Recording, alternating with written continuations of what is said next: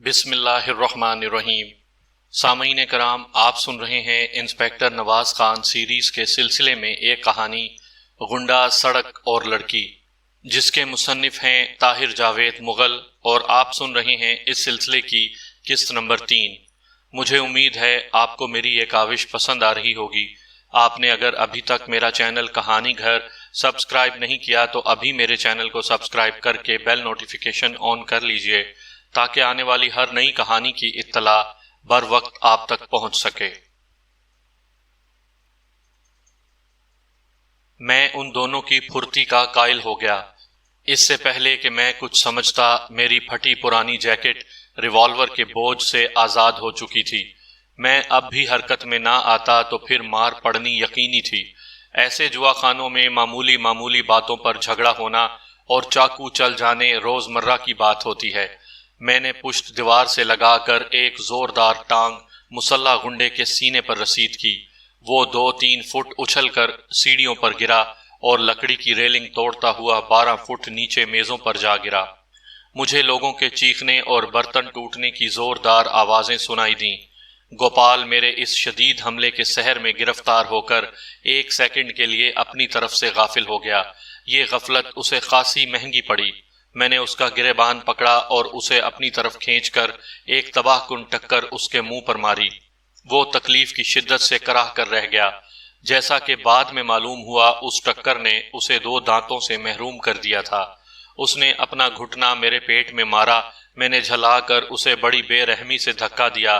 وہ چکنے فرش پر پھسلتا ہوا کھٹاک سے دیوار کے ساتھ جا ٹکرایا، لڑکھڑا کر گرا۔ ایک ہراساں نظر اس نے مجھ پر ڈالی اور کسی کو پکارتا ہوا دوسری طرف بھاگا۔ میں راہداری کے درمیان میں پریشان کھڑا تھا۔ نیچے ہال کمرے سے چیخ و پکار کی آوازیں سنائی دے رہی تھیں اور کچھ لوگ سیڑھیوں پر بھاگتے ہوئے آ رہے تھے۔ وہ 1 سیکنڈ کے اندر راہداری تک پہنچنے والے تھے۔ دوسری طرف گوپال کی دھاڑیں سنائی دے رہی تھیں۔ وہ اپنے ساتھیوں کو بلا رہا تھا۔ دفتن میرے پہلو میں ایک دروازہ دھماکے سے کھلا اور کسی نے بازو پکڑ کر پھرتی سے مجھے اندر کھینچ لیا۔ اگلے ہی لمحے دروازہ بند ہو چکا تھا۔ میں نے کمرے کی مدھم روشنی میں دیکھا، مجھے اندر لانے والی ایک جوان سال عورت تھی۔ وہ ساڑی میں تھی، ماتھے پر تلک تھا، لمبے بال شانوں پر بکھرے ہوئے تھے۔ دیکھتے ہی دیکھتے مجھے اس کی صورت کچھ جانی پہچانی لگی۔ وہ مجھے کھینچتی ہوئی ایک پچھلے کمرے میں لے آئی اور دھکیل کر بیڈ پر بٹھا دیا۔ کون ہو تم؟ میں نے اپنے ہونٹوں سے خون پونچھتے ہوئے کہا۔ بڑی جلدی بھول گئے ہو، اس نے شکوہ آمیز انداز میں کہا۔ میں نے اس کی صورت پر غور کیا اور ایک دم اس کا نام میرے ذہن میں آ گیا۔ وہ سمیتا تھی۔ قریباً 2 برس پہلے سمیتا ایک بلیک میلر غنڈے کے چنگل میں پھنسی ہوئی تھی۔ وہ غنڈہ سمیتا کو تو برباد کر ہی چکا تھا اور اب اس کے ذریعے اس کی چھوٹی بہن کو بھی قابو کرنا چاہتا تھا۔ میں نے سمیتا کی مدد کی تھی اور بلیک میلر کو آہنی سلاخوں کے پیچھے پہنچایا تھا۔ یہ واقعہ امبالہ میں پیش آیا تھا۔ آج اتنے عرصے بعد سمیتا کو پٹنہ میں دیکھ کر حیران رہ گیا، لیکن کچھ زیادہ حیران بھی نہیں ہوا۔ سمیتا ایک ایسی عورت تھی جو اپنی آزاد خیالی کی وجہ سے مشہور تھی اور شہر شہر گھوم کر گھاٹ گھاٹ کا پانی پی چکی تھی۔ میرے خیالوں کا سلسلہ راہداری سے آنے والی آوازوں نے توڑا۔ وہاں بھاگ دوڑ ہو رہی تھی۔ گوپال اور بدری دادا کے دوسرے کارندے مجھے تلاش کر رہے تھے۔ میں ان سے ڈر کر اس کمرے میں دبکنا نہیں چاہتا تھا، لہٰذا سمیتا کو ایک طرف ہٹا کر دروازے کی طرف بڑھا تو وہ تیزی سے پھر میرے سامنے آ گئی۔ نہیں نواز صاحب، وہ فیصلہ کن لہجے میں بولی، میں آپ کو باہر نہیں جانے دوں گی۔ آپ نہیں جانتے آپ نے کن لوگوں سے جھگڑا کیا ہے۔ یہ بہت خطرناک غنڈے ہیں۔ میں نے کہا، میرا کام ہی خطرناک غنڈوں کو سیدھا کرنا ہے، تم پیچھے ہٹو۔ اس نے میرے دونوں کندھے مضبوطی سے تھام لیے۔ نہیں نواز صاحب، میں آپ کو نہیں جانے دوں گی۔ یہ بدری دادا کے لوگ ہیں اور بدری دادا آدمی کو مکھی کی طرح مار دیتا ہے۔ میں آپ کو سب کچھ بتا دیتی ہوں، پلیز آپ اس وقت باہر نہ جائیں۔ سمیتا کی آنکھوں میں خوف اور لہجے میں التجا تھی۔ میں نے زیادہ ہٹ دھرمی مناسب نہیں سمجھی اور سمیتا کی گرفت میں اپنا بدن ڈھیلا چھوڑ دیا۔ وہ مجھے پھر کھینچتی ہوئی پچھلے کمرے میں لے آئی۔ درمیانی دروازے پر پردہ کھینچ کر وہ کھڑکی کی طرف بڑھی اور کھڑکی کی جھری میں سے راہداری میں جھانکنے لگی۔ راہداری سے مسلسل دھڑ دھڑ کی آوازیں آ رہی تھیں۔ لگتا تھا بدری دادا کے غنڈے کمروں کے دروازے کھٹکھٹا رہے ہیں۔ میں نے میز سے پھل کاٹنے والی چھری اٹھا کر جیکٹ میں چھپا لی اور مسحری پر نیم دراز ہو کر سمیتا کی مصروفیت دیکھنے لگا۔ چند لمحے بعد کسی نے اس کے کمرے کا دروازہ بھی کھٹکھٹایا۔ سمیتا نے تھوڑے سے پٹ کھول کر کسی سے چند باتیں کی اور دروازہ دوبارہ بند کر دیا۔ میرے پاس آ کر بولی، بہتر ہوا آپ باہر نہیں گئے، آپ کے ساتھ عملہ بھی نہیں تھا اور وہ کم از کم 15 آدمی تھے، سارے کے سارے مسلح۔ بدری دادا بھی ان میں شامل تھا۔ وہ غصے سے لال بھبوکا ہو رہا تھا۔ جس شخص کو ٹانگ مار کر آپ نے نیچے حال میں گرایا تھا اس کا کولا ٹوٹ گیا ہے۔ بدری کے آدمی اسے رکشے میں ڈال کر ہسپتال لے گئے ہیں۔ میں اب سگریٹ پی سکتا ہوں؟ میں نے سمیتا کی اطلاعات کو نظر انداز کرتے ہوئے پوچھا۔ پی لیں، میں خود بھی پیتی ہوں، اس لیے ڈر کی بات نہیں ہے۔ میں نے سگریٹ سلگا لی۔ وہ میرے سامنے کرسی سنبھالتے ہوئے بولی، نواز صاحب، یہ آپ کن لوگوں سے الجھ پڑے ہیں؟ سچ کہتی ہوں میرا دل لرز رہا ہے، یہ بڑے بے رحم لوگ ہیں۔ میں نے پوچھا، تم ان کے بارے میں کیا جانتی ہو؟ وہ بولی، اس اڈے کا مالک جیمز بدری پرشاد کا دوست ہے۔ میں جیمز کے کلب میں ہندوستانی موسیقی کا پروگرام کرتی ہوں۔ یہ نائٹ کلب ہربنس روڈ پر واقع ہے۔ پچھلے 2 برس میں یہی ملازمت کر رہی ہوں، اس لیے ان لوگوں کے بارے میں سب کچھ جانتی ہوں۔ بدری پرشاد کے بارے تم کیا جانتی ہو؟ بدری دادا ناری پور کا ایک با اثر بدماش ہے، وہاں کے تھانے دار بھی بدری سے پوچھ کر قدم اٹھاتے ہیں۔ بدری اپنے علاقے میں جس شخص کی زندگی حرام کرنا چاہے کر سکتا ہے۔ سمیتا کا دعویٰ درست تھا، وہ بدری کے بارے خاصی معلومات رکھتی تھی۔ میں نے کہا، سمیتا، چند روز پہلے میرے تھانے کے قریب ہائی وے پر ایک بس اغوا کی گئی تھی۔ اس بس میں سے ایک مسافر کو جان سے مار دیا گیا اور اس کی بیٹی کو اٹھا لیا گیا تھا۔ مجھے شبہ ہے کہ یہ کام بدری دادا کے آدمیوں کا ہے۔ سمیتا کے چہرے پر کوئی خاص تاثر نمودار نہیں ہوا، بولی، یہ خبر تو میں نے بھی اخبار میں دیکھی تھی، لیکن میں بدری دادا کے بارے میں کچھ نہیں کہہ سکتی، وہ بڑی صفائی سے کام کرنے کا عادی ہے۔ میں نے کہا، تم بھی تو بڑی صاف نظر رکھتی ہو۔ اس نے میرے چبھتے ہوئے لہجے کو محسوس کیا اور بولی، آپ سمجھ رہے ہیں کہ میں کچھ چھپا رہی ہوں؟ ایسی بات نہیں ہے، آپ کی مدد کر سکوں تو یہ میری خوش قسمتی ہوگی۔ میں آپ کو بدری دادا کے بارے بہت کچھ بتا سکتی ہوں، لیکن اس کے لیے یہ جگہ اور وقت مناسب نہیں۔ سب سے پہلے تو میں آپ کو یہاں سے نکالنا چاہتی ہوں، اس کے بعد ہم کسی جگہ ملاقات کا وقت طے کر لیں گے اور تفصیل سے بات کریں گے۔ اتنے میں پھر دروازے پر آہٹ سنائی دی۔ سمیتا نے مجھے سگریٹ بجھانے کی ہدایت کی اور دلکش چال چلتی دروازے کی طرف چلی گئی۔ اس کی عمر 30 سے اوپر ہو گئی تھی، مگر جسم اور چہرے کی خوبصورتی برقرار تھی۔ دروازے کی درز میں مختصر گفتگو کرنے کے بعد وہ واپس آئی اور مجھے 20-25 منٹ انتظار کرنے کا کہہ کر کمرے سے باہر چلی گئی۔ جاتے جاتے دروازے کو باہر سے لاک کر گئی تھی۔ اس کی واپسی قریباً 1 گھنٹے بعد ہوئی۔ میں بیٹھا ایک رسالے کی ورق گردانی کر رہا تھا۔ وہ بہت جلدی میں دکھائی دیتی تھی۔ مجھے کمرے سے نکال کر راہداری میں لائی، پھر عمارت کی عقبی سیڑھیوں سے اتار کر ایک تنگ گلی میں لے آئی۔ یہاں ایک رکشہ سٹارٹ کھڑا تھا۔ ہم دونوں رکشے میں بیٹھ کر کرشن چوک کی طرف بڑھ گئے۔ سمیتا سے میری اگلی ملاقات 3 روز بعد ایک ریستوران کے کیبن میں ہوئی۔ یہاں ہم اطمینان سے بات کر سکتے تھے۔ سمیتا نے انکشاف کیا کہ چند ہفتے پہلے ناری پور میں جو ہندو مسلم فساد ہوا تھا اور جس میں 30 آدمی مارے گئے تھے، بدری پرشاد نے ہی شروع کرایا تھا۔ مجھے سمیتا کے اس انکشاف پر بہت زیادہ حیرانی نہیں ہوئی۔ گوپال اور بدری پرشاد کے تعلق کا پتہ چلنے سے مجھ پر واضح ہو گیا تھا کہ یہ فساد ایک سازش کا نتیجہ ہو سکتا ہے، اور اگر یہ واقعی سازش تھی تو پھر اس کا ذمہ دار بدری پرشاد تھا۔ اب سمیتا بھی اپنی زبان سے اسی بات کا اعلان کر رہی تھی۔ وہ بڑی رازداری سے بولی، بدری پرشاد نے اپنے چند کارندوں کو یہ ذمہ داری سونپی تھی کہ وہ کسی مناسب طریقے سے فساد شروع کرا دیں۔ ان میں سے ایک کارندے کا نام گوپال تھا۔ گوپال سلطان پور نامی گاؤں کا رہنے والا ہے۔ اس نے وہاں ایک مسلمان لڑکی کو اٹھا کر بے عزت کر دیا اور یوں فساد شروع ہو گیا۔ فساد کی رات زبردست مارا ماری ہوئی اور کرفیو لگنے سے پہلے 30 آدمی جانوں سے ہاتھ دھو بیٹھے۔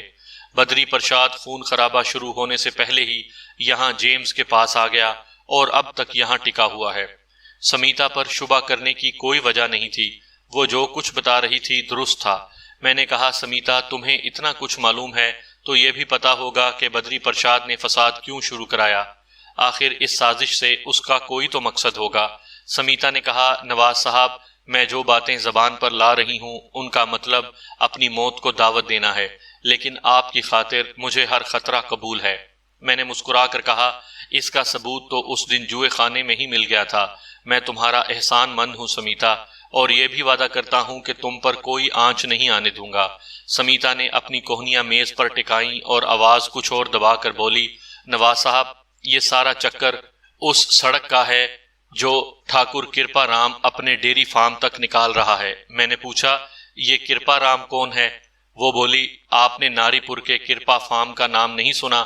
اسی کے مالک کا نام تو کرپا رام ہے، دارا ناسی کے گنے چنے سیٹھوں میں سے ہے۔ اس نے بڑی سڑک سے اپنے فارم تک 1 میل لمبی پختہ سڑک نکالی ہے۔ میں نے کہا، ہاں، سڑک کا ذکر تو میں نے بھی سنا ہے۔ کہتے ہیں جن کسانوں کی زمین خریدی گئی تھی انہوں نے بہت شور مچایا تھا۔ ان کا خیال تھا کہ زمین کی قیمت بہت تھوڑی دی گئی ہے۔ ایک منتری کے دفتر کے سامنے مظاہرہ بھی ہوا تھا۔ وہ بولی، پھر کہاں گئے وہ مظاہرے اور مطالبے؟ کسانوں کو ایک دھیلا اور نہیں دیا گیا اور سڑک بھی بن گئی۔ سمیتا کا سوال واقعی غور طلب تھا۔ مجھے سوچ میں دیکھ کر اس نے کہا، نواز صاحب، یہ سب بدری پرشاد کا کیا دھرا تھا۔ اسی نے کسانوں کو مظاہرے پر اکسایا تھا اور اسی نے انہیں ٹھنڈا کر دیا۔ لیکن بدری کو ایسا کرنے کی کیا ضرورت تھی؟ میں نے پوچھا۔ سمیتا بولی، وہ ڈیری فارم کے سیٹھوں سے مال کھینچنا چاہتا تھا، اسی چکر میں پورے 60,000 روپے بنائے ہیں اس نے۔ اب بات کچھ میری سمجھ میں آ رہی تھی۔ سمیتا نے تفصیل بتاتے ہوئے کہا، ڈیری فارم کے سیٹھوں نے سڑک نکالنے کے لیے ہندو کاشتکاروں سے زمین لی۔ ابھی سڑک کا کام شروع نہیں ہوا تھا کہ بدری پرشاد غریب کسانوں کا نیتا بن کر سامنے آ گیا۔ اس نے لوگوں کو بھڑکایا کہ ڈیری فارم کے سیٹ تمہاری سونا اگلتی زمین کو کوڑیوں کے بھاؤ خرید رہے ہیں۔ جو قیمت وہ دے رہے ہیں وہ نصف سے بھی کم ہے۔ ظاہر ہے کسان بدری پرشاد کی باتوں میں آ گئے۔ وہ علاقے کا مانا ہوا بدماش ہے اور جو چاہے کرا سکتا ہے۔ اس کے کہنے پر لوگوں نے مظاہرے شروع کر دیے اور سڑک کا کام رکوا دیا۔ سیٹھوں نے بدری پرشاد کی طاقت دیکھی تو اس سے معاملہ طے کر لیا۔ بدری نے 60,000 کے نوٹ گن کر جیب میں ڈالے اور سیٹھوں سے وعدہ کیا کہ 7 یوم کے اندر اندر وہ سڑک کا کام اپنی نگرانی میں شروع کرا دے گا۔ بس یہیں سے فساد کی بنیاد پڑ گئی۔ بدری پرشاد نے کسانوں کو قابو کرنا چاہا، لیکن بات اب اس کے قابو سے باہر ہو چکی تھی۔ ناری پور کے قریباً تمام قصبوں اور دیہات میں سڑک رکوانے کی باتیں ہو رہی تھیں۔ بدری کے پاس صرف 7 دن تھے اور یہ دن ایک ایک کر کے کم ہو رہے تھے۔ آخر بدری پرشاد کے شیطانی ذہن میں ایک شیطانی منصوبہ آ ہی گیا۔ ہندو کاشتکاروں کی توجہ سڑک کے معاملے سے ہٹانے کے لیے اس نے ہندوؤں کو مسلمانوں سے لڑانے کا فیصلہ کر لیا۔ بدری پرشاد کے لیے یہ بائیں ہاتھ کا کھیل تھا۔ اس کے کارندے گوپال نے سلطان پور میں فساد کی چنگاری چھوڑ دی اور دیکھتے ہی دیکھتے پورا ناری پور اس چنگاری کی لپیٹ میں آ گیا۔ ایک خونی رات کے بعد علاقے میں کرفیو لگ گیا۔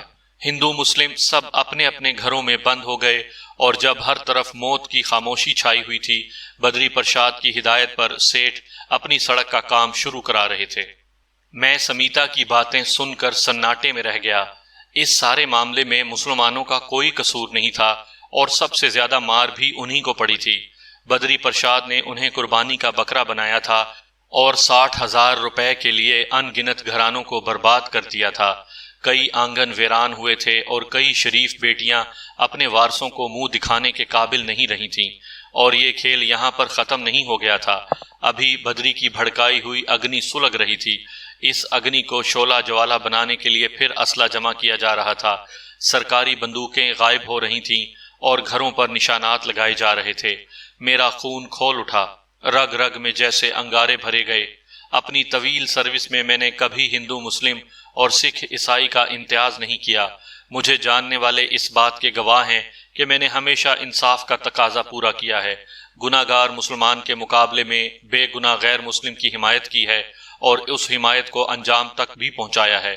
ایسا کرتے ہوئے کبھی مجھے اپنے دل کو پتھر کرنا پڑا ہے تو میں نے وہ بھی کیا ہے۔ وردی پہننے کے بعد میں صرف ایک انسپیکٹر رہا ہوں اور بس۔ آج بھی میں ایک انسپیکٹر تھا اور اپنے بھائی بندوں کی مظلومیت کی داستان سن رہا تھا۔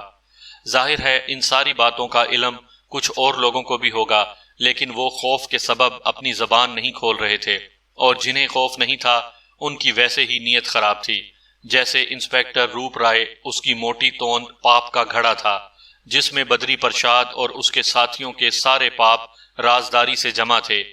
میرے بس میں ہوتا تو سمیتا کے پاس سے اٹھ کر سیدھا کرشن چوک جاتا اور ریوالور کی 6 کی 6 گولیاں بدری پرشاد کے منحوس سر میں اتار دیتا، لیکن میں مجبور تھا، قانون کو اپنے ہاتھ میں نہیں لے سکتا تھا۔ مجھے جو کچھ کرنا تھا قانون کے دائرے میں رہ کر کرنا تھا، اور قانون کے دائرے میں بدری جیسے لوگوں کا آنا ناممکن نہیں تو محال ضرور تھا۔ سمیتا نے جو حالات بتائے تھے ان سے یہ بات صاف ہو گئی تھی کہ فساد کی اصل جڑ یہی بدری پرشاد ہے۔ وہ بدماشی کی گدی پر بیٹھا بڑی عیاری سے چالیں چلتا ہے اور لوگوں کو تگنی کا ناچ نچاتا ہے۔ اس کے اثر و رسوخ کو دیکھتے ہوئے میلی کے مکھیا اور تھانے دار روپ رائے جیسے لوگ اس کے ہرکارے بنے ہوئے تھے۔ اب میرے سامنے 2 اہم کام تھے۔ پہلا یہ کہ سریا کا سراغ لگانا جو یقینی طور پر بدری کے غنڈوں کے پاس تھی، اور دوسرا ناری پور میں نئے خون خرابے کا راستہ روکنا۔ بدری پر ہاتھ ڈالنے کا معاملہ اس کے بعد آتا تھا، اور مجھے پتا تھا یہ معاملہ اتنا آسان نہیں ہے۔ نئے خون خرابے کا راستہ روکنے کے لیے میں نے ایک تفصیلی رپورٹ ایس پی صاحب کو بھیجی اور انہیں لکھا کہ علاقے میں بظاہر امن امان ہونے کے باوجود اندر خانے کشیدگی پائی جاتی ہے، اور اندیشہ ہے کہ کہیں پھر گڑبڑ نہ ہو جائے، لہٰذا علاقے میں اسپیشل فورس بھیجی جائے اور سرگرم افراد کو گرفتار کر لیا جائے۔ اس کے علاوہ 2 مسلمان لڑکیوں کی عزت لوٹنے والے غنڈے گوپال کی ضمانت منسوخ کر کے اسے سلاخوں کے پیچھے پہنچایا جائے۔ یہ رپورٹ ارسال کرنے کے بعد میں نے سریا والے معاملے کی طرف توجہ دی۔ اسے برآمد کرنے کے لیے مجھے کوئی نہ کوئی رسک لینا تھا۔ خطرہ مول لیے بغیر یہ مسئلہ حل ہونے والا نہیں تھا۔ آخر ایک روز میں نے یہ خطرہ مول لے ہی لیا۔ رات قریباً 3 بجے میں نے بڑی خاموشی کے ساتھ کرشن چوک کے ایک کوارٹر پر چھاپا مارا اور وہاں سے کالی پگڑی والے اس سکھ کو گرفتار کر لیا جس نے بس کے اغوا میں حصہ لیا تھا اور بعد ازاں سریا کو کندھے پر لاد کر نکل گیا تھا۔ اس سکھ کا کھوج لگانے کا سہرا سندھو کے سر تھا۔ سندھو اچھی فطرت کا آدمی تھا اور اس میں بغیر کسی لالچ کے بھلائی کرنے کا جذبہ موجود تھا۔ وہ کئی روز کرشن چوک میں گھومتا رہا تھا اور آخر کالی پگڑی والے تک پہنچ گیا تھا۔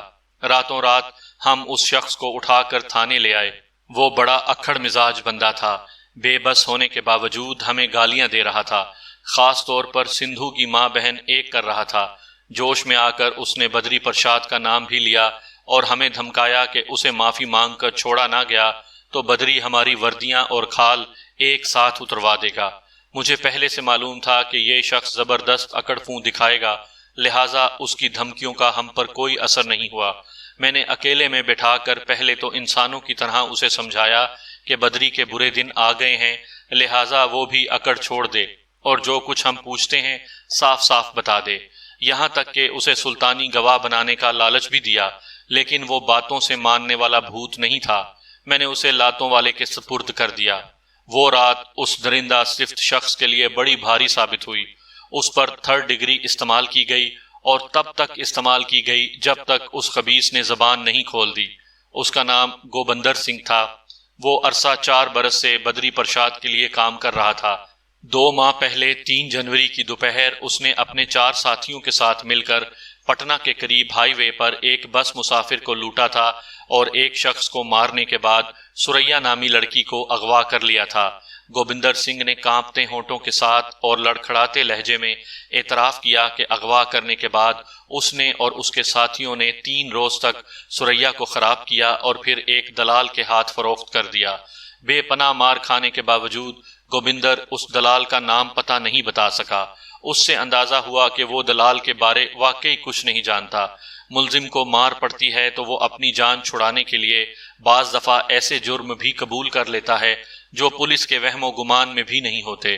گوبندر سنگھ کی زبان سے بھی ایک ایسی بات نکل گئی جس نے ہمیں بدری پرشاد کے خلاف ایک زبردست ثبوت فراہم کر دیا۔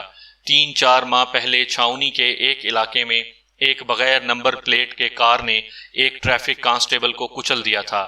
یہ واقعہ ایک بس سٹاپ کے قریب ہوا تھا اور کم از کم 5 گواہ ایسے تھے جنہوں نے کار ڈرائیور کو دیکھا تھا اور دوبارہ دیکھنے پر اسے پہچان سکتے تھے۔ خاصی بھاگ دوڑ کے بعد بھی پولیس مجرم کو پکڑنے میں ناکام رہی تھی اور یہ کیس عدم پتہ ہو گیا تھا، مگر اب گوبندر سنگھ انکشاف کر رہا تھا کہ کانسٹیبل کو کچل کر ہلاک کرنے والا شخص خود بدری پرشاد تھا۔ اس وقت کار میں ناجائز اسلحہ موجود تھا اور بدری کانسٹیبل کے اشارے پر رکنے کے بجائے اسے کچل کر آگے بڑھ گیا تھا۔ گوبندر سنگھ کی زبان کھلوا کر میں نے ایک اہم کامیابی حاصل کی تھی اور اس کامیابی پر میں بہت خوش تھا، لیکن یہ خوشی تا دیر برقرار نہ رہ سکی۔ اسی روز دوپہر کو مجھے آرڈر ملے کہ میرا تبادلہ دار جلنگ میں کر دیا گیا ہے اور مجھے ایک ہفتے کے اندر اندر وہاں پہنچ کر چارج سنبھالنا ہے۔ یہ تبادلہ اچانک تھا، بہرحال اس کا تعلق بدری پرشاد والے کیس سے نہیں تھا۔ اتفاقاً ایسا ہوا تھا کہ مجھے ایک اہم معاملے کو چھوڑ کر یہاں سے کوچ کرنا پڑ رہا تھا۔ سارے پروگرام دھرے کے دھرے رہ گئے تھے۔ تبادلہ روکنے کی درخواست فضول تھی۔ انگریز ڈپٹی کمشنر ایسے معاملوں میں بہت سخت تھا۔ میں نے اس موقع پر ان سینکڑوں ہزاروں لوگوں کے بارے میں سوچا جو مسلمان ہونے کی وجہ سے بدری پرشاد کے رحم و کرم پر تھے۔ ان گنت ظلم ہو چکے تھے اور ان گنت ظلم سہنے والے تھے۔ میرا دل چاہا کہ جانے سے پہلے ان لوگوں کے لیے کچھ کر جاؤں۔ اگر بدری پرشاد کو جہنم واصل نہیں کر سکتا تو اسے چند برسوں کے لیے سلاخوں کے پیچھے ضرور پہنچا جاؤں، اور میں ایسا کر بھی سکتا تھا۔ گوبندر سنگھ کے بیان کے بعد میرے لیے یہ کام ایسا ناممکن نہیں تھا۔ پولیس کانسٹیبل کا سنگ دلانہ قتل ایسا معاملہ تھا جس سے بڑے افسر بھی چشم پوشی نہیں کر سکتے تھے۔ میں نے فوری طور پر ایک فیصلہ کیا اور رات ہونے کا انتظار کرنے لگا۔ رات کے 2:30 بجے تھے۔ سڑکیں اور بازار سنسان نظر آ رہے تھے، بس کبھی کبھار کوئی کار یا موٹر سائیکل فراٹے بھرتی گزر جاتی تھی۔ میں اپنی چھاپا مار پارٹی کے ساتھ سڑک سے ذرا ہٹ کر ایک بس سٹاپ کی اوٹ میں کھڑا تھا۔ مجھ سے قریباً 100 گز کی دوری پر اس نائٹ کلب کی بیرونی روشنیاں چمک رہی تھیں جس کا مالک بدری کا دوست جیمز تھا۔ بدری اس وقت کلب کے اندر تھا۔ 2:30 بجے جوں ہی اس کی جیپ کلب کی پارکنگ سے نکلی، ہم نے اس کا راستہ روکا اور گاڑی سے نیچے اتار لیا۔ میں وردی میں تھا، وہ مجھے کھا جانے والی نظروں سے گھورنے لگا۔ میں نے گرفتاری کا وارنٹ اس کے سامنے اور ہتھ کڑی اس کی طرف بڑھا دی۔ ہتھ کڑی دیکھ کر وہ آپے سے باہر ہو گیا اور ہمیں گالیاں دینے لگا۔ میں نے جھپٹ کر اس کے بال مٹھی میں جکڑے اور سیٹ پر گرا دیا۔ میرے سب انسپیکٹر اشوک نے اسے ہتھ کڑی پہنا دی۔ بدری کے ساتھ ڈرائیور کے علاوہ ایک باڈی گارڈ بھی تھا، ان دونوں کو بھی حراست میں لے لیا گیا۔ میں نے بدری کی شناخت پریڈ کا انتظام کل ہی کر لیا تھا۔ کانسٹیبل قتل کیس کی فائل سے ان تمام افراد کے نام پتے مل گئے تھے جنہوں نے 3 ماہ پہلے بدری کو کار چلاتے دیکھا تھا۔ اب مجھے صبح کا انتظار تھا۔ طلوع آفتاب سے قریباً 1 گھنٹہ قبل میں حوالات میں داخل ہوا تاکہ بدری سے اس کار کے بارے میں پوچھ گچھ کر سکوں۔ واردات میں استعمال ہونے والی کار اب بدری کے پاس موجود نہیں تھی۔ وہ اسے فروخت کر چکا تھا یا وقتی طور پر کہیں بند کر چکا تھا۔ جوں ہی میں حوالات میں داخل ہوا، آنکھوں کے سامنے بجلی سی چمک گئی۔ بدری پرشاد نے اپنی جگہ سے حرکت کی اور چیل کی طرح مجھ پر جھپٹا۔ موت میرے کندھے کو چھوتی ہوئی گزر گئی۔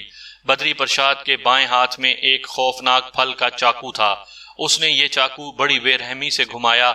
مجھ سے معمولی سی بھی چوک ہو جاتی تو یہ چاقو دستے تک میرے سینے میں گھس جاتا۔ چند لمحوں کے لیے میں بھونچکا رہ گیا، لاک اپ میں چاقو کہاں سے آیا؟ گرفتاری کے وقت بدری کی مکمل جامع تلاشی لی گئی تھی۔ یہی ہو سکتا تھا کہ میرے عملے کے کسی ہندو نے یہ چاقو بدری کو تحفے میں دیا ہو۔ بہرحال اس وقت یہ سب کچھ سوچنے کا موقع نہیں تھا۔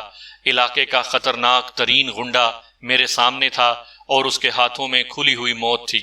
بدری کا دوسرا وار بچانے کے بعد مجھے حوصلہ ہوا اور میں نے جھپٹ کر اس کا چاقو والا بازو پکڑ لیا۔ سب انسپیکٹر اشوک میرے پہلو میں تھا۔ اس نے پے در پہ کئی ٹانگیں بدری کے پیٹ میں ماری۔ وہ ذرا ڈھیلا پڑا تو میں نے پورا زور لگا کر اس کا بازو مروڑ دیا اور اس وقت تک مروڑتا رہا جب تک چاقو پکے ہوئے پھل کی طرح بدری پرشاد کے ہاتھ سے گر نہیں گیا۔ بدری کے منہ سے مغلظات کا دھارا بہہ رہا تھا۔ اس کا بس نہیں چل رہا تھا، ورنہ وہ ہم سب کی بوٹیاں نوچ لیتا، خاص طور پر میرا تو وہ کیما ہی کر ڈالتا۔ اس کے تصور میں بھی نہ ہوگا کہ ایک انسپیکٹر اسے ہتھ کڑی لگائے گا اور یوں حوالات میں لا کر ذلیل کرے گا۔ چاقو بدری کے ہاتھ سے گر گیا تو میں نے اسے بے دریغ ٹھوکروں اور گھونسوں پر رکھ لیا۔ پورا تھانہ یہ تماشا دیکھ رہا تھا۔ دفتن بدری فرش پر پڑے چاقو کے پاس گرا اور چاقو ایک بار پھر اس کے ہاتھ میں آ گیا، لیکن اس مرتبہ اس نے مجھ پر چھلانگ لگانے کے بجائے لاک اپ کے دروازے کی طرف دوڑ لگا دی۔ سب انسپکٹر اشوک اس کے راستے میں تھا۔ اس نے چاقو گھما کر سب انسپکٹر کو پیچھے ہٹایا اور تیر کی طرح دروازے سے نکلتا چلا گیا۔ لاک اپ سے باہر کانسٹیبل عطا محمد نے دلیر ہو کر اس پر جھپٹا مارا، لیکن اس کے ہاتھ سونے کی ایک مرکی کے سوا کچھ نہیں آیا۔ یہ مرکی بدری کے کان میں تھی اور عطا محمد کی انگلی اس مرکی میں پھنس گئی تھی۔ کان چیر کر مرکی ہاتھ میں رہ گئی اور بدری بیرونی دروازے کی طرف بھاگا۔ میں ریوالور نکال کر اس کے پیچھے لپکا۔ رک جاؤ بدری، میں نے پورے زور سے چلا کر کہا۔ بدری نہیں رکا۔ میں نے اپنی وارننگ ایک بار پھر دہرائی۔ بدری اب دروازے کے قریب تھا۔ یکا یک اوپر تلے دو دھماکے ہوئے اور بدری اوندھے منہ گملوں کی قطار پر گرا۔ بدری پر فائر کرنے والا سب انسپکٹر اشوک تھا۔ ہم بھاگتے ہوئے بدری کے پاس پہنچے۔ اشوک کی پہلی گولی اس کی پسلیوں میں اور دوسری سر کے پچھلے حصے میں لگی تھی۔ یہی گولی اس کی فوری موت کا سبب بن چکی تھی۔ بدری کو سیدھا کیا گیا تو اس کا گرد آلود منہ ادھ کھلا تھا اور وہ آخری ہچکی لے رہا تھا۔ میں نے حیران نظروں سے اشوک کی طرف دیکھا۔ اس کے چہرے پر فرض شناسی کی چمک تھی اور آنکھوں میں میرے لیے محبت۔ وہ عرصہ 4 سال سے میرا ماتحت تھا، لیکن آج پہلی بار میں اسے اتنا سنجیدہ دیکھ رہا تھا۔ وہ اٹینشن کھڑا تھا، جیسے خاموشی کی زبان سے کہہ رہا ہو، انسپکٹر نواز تم یہاں سے جا رہے ہو، اس بدبخت کی لاش کو میرے طرف سے الوداعی تحفہ سمجھ لو۔ میں نے اس درندے کو مار کر اپنا فرض پورا کیا ہے اور اس طوفان کا راستہ بھی روکا ہے جو اس درندے کے تمہارے ہاتھوں مرنے سے اٹھتا۔ واقعی اشوک نے بہت حاضر دماغی کا ثبوت دیا تھا۔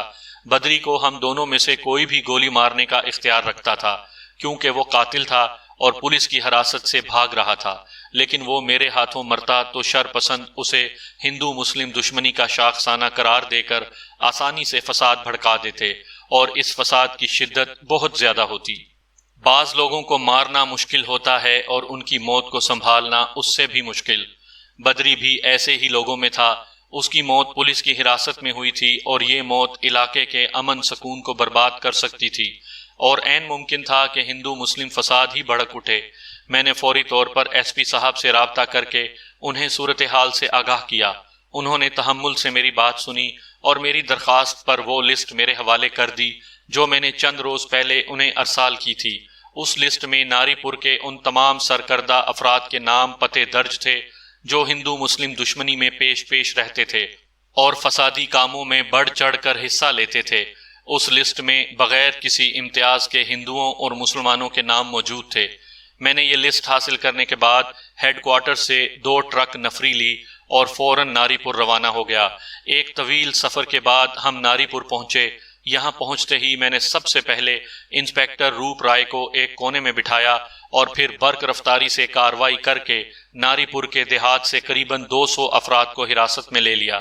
جس وقت ناری پور میں بدری پرشاد کی موت کی خبر پہنچی، ہم اپنا کام مکمل کر چکے تھے۔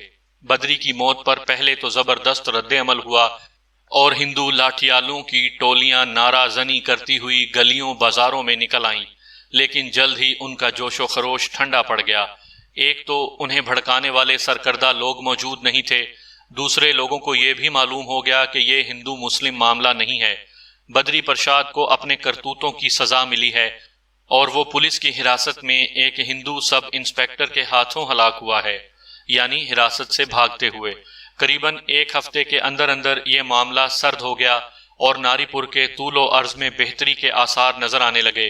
میری مدت ملازمت بھی پوری ہو چکی تھی، بلکہ 1-2 دن زائد ہی ہو چکے تھے۔ میں ناری پور اور ناری پور کے مسلمانوں کو سپرد خدا کر کے پٹنہ سے دارجلنگ روانہ ہو گیا۔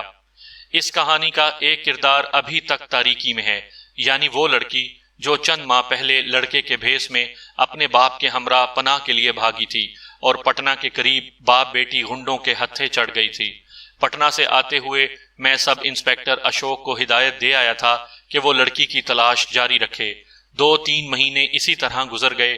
آخر ایک دن لڑکی کے بارے میں اطلاع آ گئی، لیکن یہ اطلاع اشوک نے نہیں، سمیتا نے دی تھی۔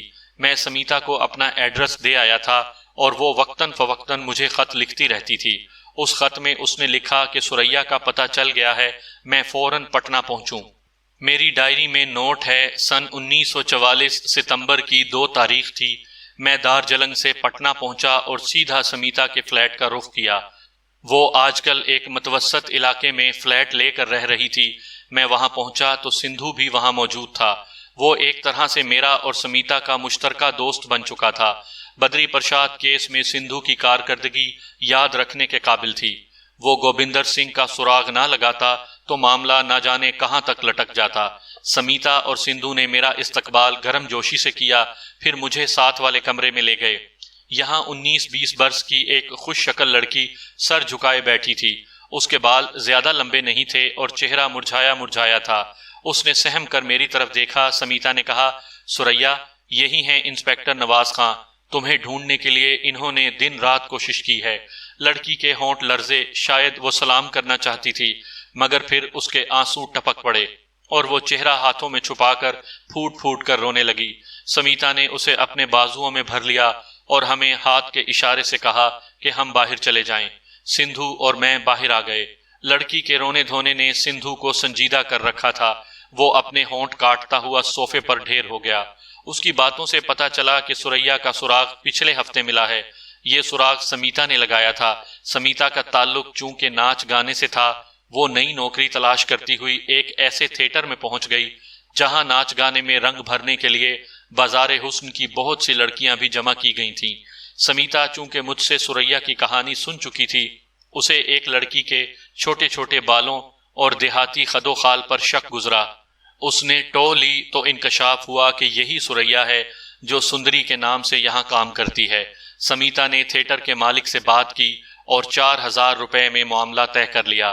کیونکہ سریا کو ناچ گانے میں مہارت حاصل نہیں ہو رہی تھی اور تھیٹر والا اس سے جان چھڑانا چاہتا تھا، لہٰذا صرف 4000 روپے میں اس نے سریا کی جان چھوڑ دی اور یوں وہ سمیتا کے ساتھ اس فلیٹ میں آ گئی۔ سریا کی تباہی کا سن کر میرا دل ٹکڑے ہو رہا تھا۔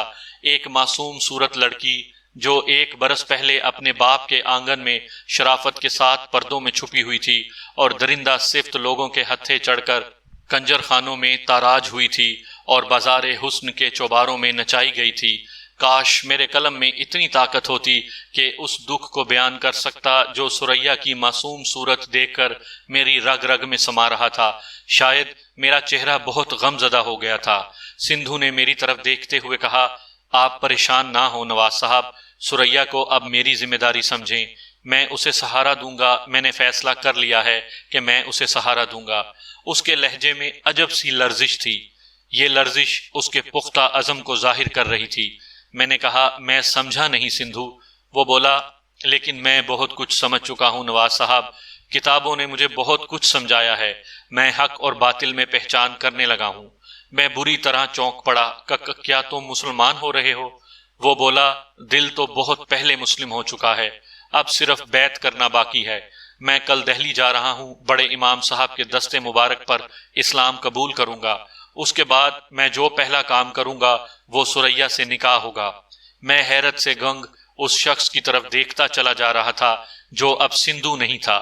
نہ جانے کیوں اس گھڑی مجھے لگا کہ 9 ماہ پہلے رات 10 بجے پٹنہ کے ہسپتال میں جس جاں بلب شخص نے مجھے فریادی نظروں سے دیکھا تھا، اس کی روح لاڈلی بیٹی کی طرف سے مطمئن ہو گئی ہے۔